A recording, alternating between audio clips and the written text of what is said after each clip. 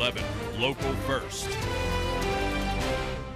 A bill passes the Senate that would enforce harsher penalties for repeat DUI offenders, plus new details and a higher reward for information on stolen explosives from a pipeline work site in Marietta.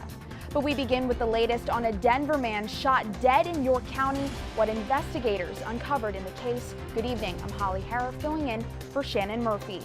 Officials in Lancaster and York counties spent the past 2 days in an extensive search for the person responsible for killing a Denver man in Lower Chanceford Township. News 11's Taylor Township was there this morning for a press conference at the State Police Barracks in York County. She joins us live from the control center with more. Taylor. Holly, 25-year-old Aaron Woolman of Denver was found dead Monday morning in York County. Today at a press conference, officials praised the immediate response between Lancaster and York agencies for finding the person responsible. Early Monday morning, crews responded to a man lying near the intersection of Bear Road and Furnace Road in Lower Chanceford Township. 25-year-old Aaron Woolman of Denver was found dead with multiple gunshot wounds. A major case team from the Pennsylvania State Police was immediately activated, beginning an around-the-clock investigation in both York and Lancaster County. Over the next 48 hours, troopers from both York and Lancaster counties conducted a tireless investigation, running down multiple leads in an attempt to identify the persons responsible. With the assistance of phone conversations between Wade and Woolman, investigators believe it was over a possible drug transaction. The 15 interviews conducted within the first day of the investigation led officials to identify 32-year-old Leland Wade, formerly from Mississippi, as the suspect. They were prior acquaintances. They were known to one another. As far as the extent of that relationship or the background or how long that was, I don't know. A statement from a witness indicated that Wade tried passing off the gun to him to get rid of,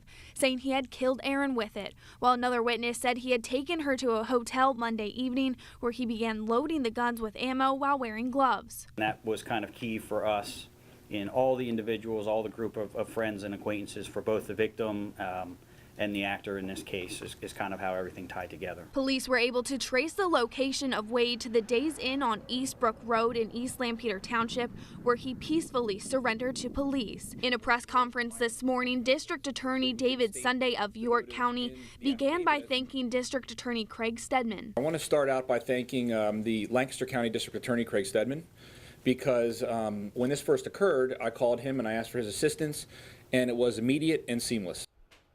Although Wade is currently in custody and without bail, the investigation is still ongoing. If you have any information, you are asked to contact State Police. Reporting live in the Control Center, Taylor Township. Holly, back to you. Taylor, thank you. We also have an update on the explosives found in Marietta.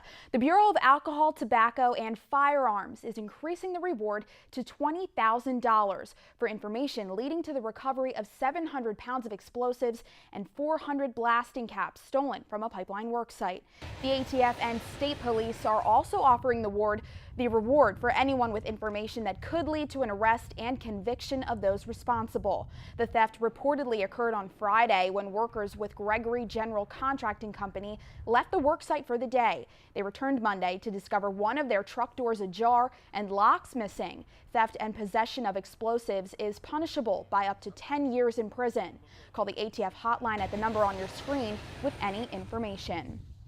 In a big step toward harsher penalties for DUI laws in the state, Senate Bill 961 was passed, making certain repeat DUI offenders are considered felons. The bill is now headed to the House and increases penalties for repeat offenders who injure or kill someone, as well as those driving on a suspended license. Among the provisions, third-time DUI offenders could face felony convictions, and the penalty for homicide by vehicle while DUI is raised to 5 years with a prior DUI. According to findings by the Pennsylvania Parents Against Impaired Driving, repeat DUI offenders are responsible for approximately 40% of all DUI-related deaths. Senator Scott Martin co-sponsored the bill. How many second chances do you give somebody? How many slaps on the wrist before you realize, you know what, we're about helping people and rehabilitating people, but after a while, if they continue just to ignore that help and continue to get behind a wheel of a vehicle when they know they shouldn't, that's reckless, it's negligent, and it kills. And so hopefully there's serious repercussions to that now. In 2016, over 10,000 people were convicted of a repeat DUI offense in Pennsylvania. As part of his ongoing effort to combat the opioid epidemic, Congressman Lloyd Smucker wants to make his constituents aware of an upcoming opportunity for them to help in this fight. He announced that Saturday, April 28th, is the Drug Enforcement Agency's National Prescription Drug Take-Back Day. There will be several locations in the district where people can dispose of prescription medications in a safe and responsible way. I think many of us would be surprised at the amount of unused medications that can be found in our homes. Too often, children are the ones that find them. We should take every precaution to be sure that they don't end up in the wrong hands. You can see a full list of drop-off locations at Congressman Smucker's website, smucker.house.gov. A breezy day spent in and out of cloud cover. Could we expect some rainfall in the near future? Meteorologist Dave Allen has more in our first look at the forecast. First Look Weather is brought to you by The Wagon at Weaver Markets. Check out weavermarkets.com for this week's menu. That's right, Holly. We couldn't get our hopes up. The sunshine came and then clouds quickly took over. Now, the good news is we do have a drying trend and high pressure to talk about, but we do have some cool temperatures as well. Now, things will moderate a little bit. I'll be talking about that and the possibility of another cool down coming up in just a few. Holly. All right, thank you, Dave. Well, a new report shows that Lancaster County continues to be one of the worst areas in the country for air pollution, and there's potential it could get worse. News 11's John Buffone has more on how nuclear energy could be the saving grace. It is something that we should be concerned with. When it comes to soot and smog pollution, most people would be surprised to hear Lancaster County is among the worst in the nation. I guess I always think of air pollution, where there's a lot of factories with smokestacks, but not around here. But an annual report put out by the American Lung Association says just that, with Lancaster County being tied with Pittsburgh as the 8th worst for annual soot levels. My reaction was that how could it be? There's so many trees and open space here, and it's not like there's a lot of cars or smog. So I said, I don't think so. Some of the causes are rooted in at-home pollution as well as geography based on power plant locations. Senator Ryan Ahmed of the 36th Senatorial District says this could be a growing issue if more and more nuclear power plants like 3 Mile Island are closed and more carbon emissions are put in the air. The closure of 4 plants, two plants in Ohio, the result of that immediately would be to reverse 25 years of progress made with the use of renewable energy and the shift towards renewable energy. Though Ahmed has focused on the economic impact of phasing out nuclear energy, he thinks this newest report will open up a bigger conversation between Lancaster County residents. I do think that this recent study and the interest in Lancaster County and Pennsylvania's air quality, I think this gives us an opportunity to talk about how nuclear power can actually be part of the solution in terms of reducing carbon emissions. Reporting in Lancaster County, John Buffone, News 11. Well, there's still plenty of local news coming your way on the Early Report. Ephrata Pioneer Fire Company welcomes a new engine to the department, why they believe it'll help them stop fires like never before. Plus, student musicians across the Commonwealth are gearing up for a weekend of performances in Lancaster County. We'll give you a sneak peek from this morning's practice. And later in sports, a big matchup on the track yesterday between Warwick and Manheim Township girls.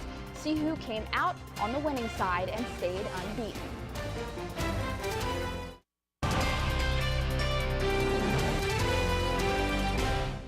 Ephrata Pioneer Fire Company welcomes home engine 15-1 to the department, and just in time for a previously scheduled training session. The 2018 Pierce Enforcer made its way to town and was put to use right away at the Lancaster Public Safety Training Center.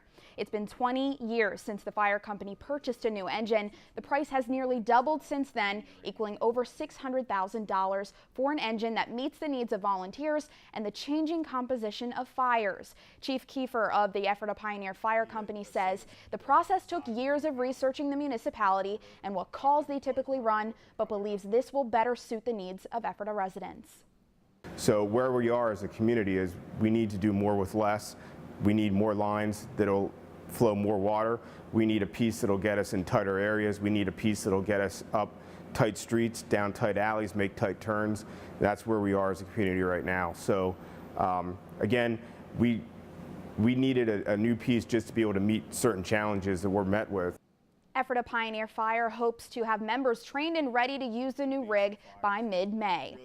Students selected to perform in the Pennsylvania Music Educators Association's State Wind Ensemble practiced for this weekend's performance at Ephrata High School this morning. A group of top performers from across the state will showcase their talents at J.P. McCaskey High School on Saturday at 10:30. Student musicians from across the Commonwealth are chosen by their school's band directors to perform. It's an opportunity students say is worth striving for and brings them joy to be around other high school musicians. I love it because I've made some of my best friends at these festivals that live in different parts of the state, and it's great. I mean, there's so many good musicians in Pennsylvania. It's really interesting because all of the different musicians have different directors and they taught them different things, so you share different ways to play music. Also chosen to perform on behalf of Ephrata in the All-State Orchestra is Jamie Chan. Tickets are $15 and can be purchased online at the website on your screen.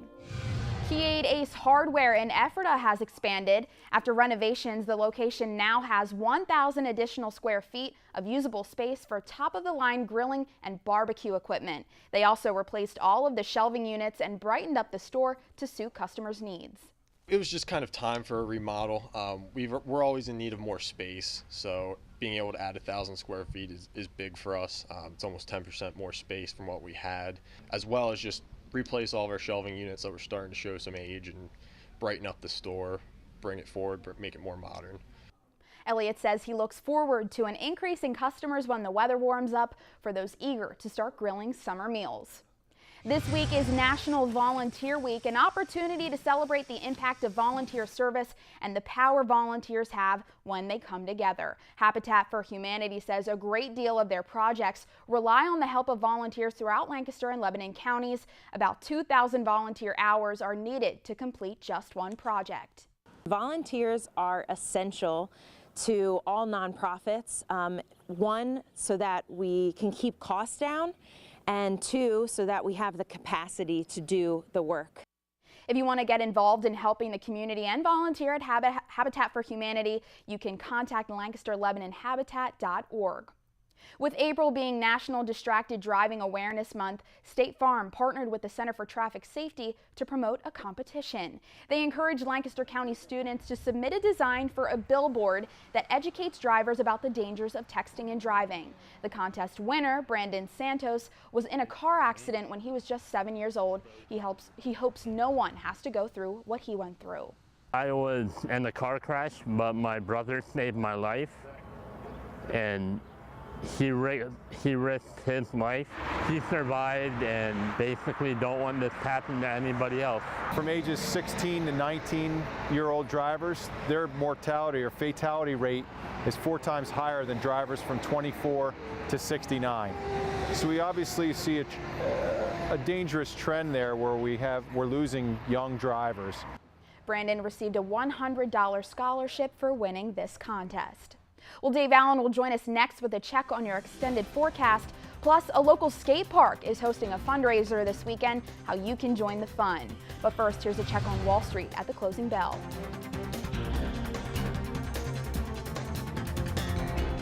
Time will tell with that. Plenty of time to talk about it. Let's just enjoy the sunshine and mild temperatures coming our way for the end of the week into early next week. Holly. Good advice. Thanks, Dave. Skating enthusiasts in the Denver area are hoping to start the Phase 3 renovations on the Denver skate park soon, but they need your help first. This Saturday, there will be a fundraiser at the skate park from noon until 4 with music, food, and plenty of skating. Organizers hope this gets the community involved to make Denver's skate park one of the best in the county. If anybody originally remembers it, it was prefab, basically the brown ramps behind me. Our men has put the concrete layer in the bowl corner here and the ones right behind me, and actually the speed ramp up there that's all made of the concrete. We're just basically trying to raise funds to get a little bit more here. As you can see, it's a little squished with the amount of people we have. Organizers are asking for a donation of $10 from each person. The event is being sponsored by Arment Concrete, Blue Lake Builders, and Kunzler. And Chad is here. Slower day yesterday. No, slower day today. Busy day yesterday, yeah. So we do have a lot to show you from yesterday.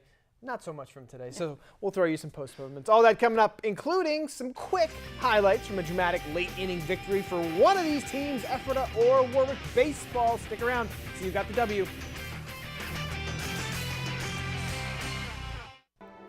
A congratulations is in order for Warwick School District. It has just been named one of the best communities for music education in the country by the National Association for Music Merchants. They are one of 583 schools being recognized for their outstanding efforts by teachers, administrators, parents, students, and community leaders who have made music education part of a well-rounded education. So congratulations to them. Nice job for them. I guess we will also have Warwick on the channel tonight because we've got volleyball, CV and Warwick going at it 7 o'clock. So if you want to see some of that, tune in there. And then, of course, highlights from all of our stuff at 10 o'clock. And that'll do it for us. I'm Holly Harris. I'm Chad Landers. Enjoy the game and have a great night.